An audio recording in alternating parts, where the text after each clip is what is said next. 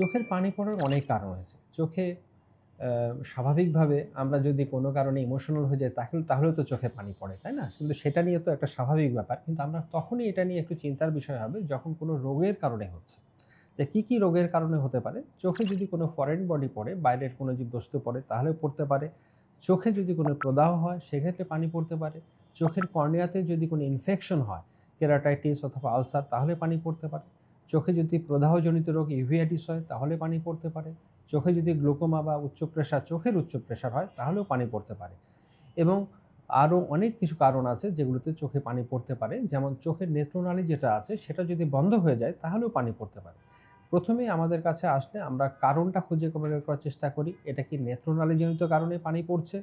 নাকি কর্নিয়ার কোনো সমস্যার জন্য পানি পড়ছে? নাকি প্রদাহজনিত কারণে? নাকি উচ্চচাপ প্রেশারের জন্য? কাজেই পানি পড়লে সবসময় সহজভাবে জিনিসটাকে না নিয়ে অবশ্যই একজন বিশেষজ্ঞের পরামর্শ নেওয়াটাই উচিত।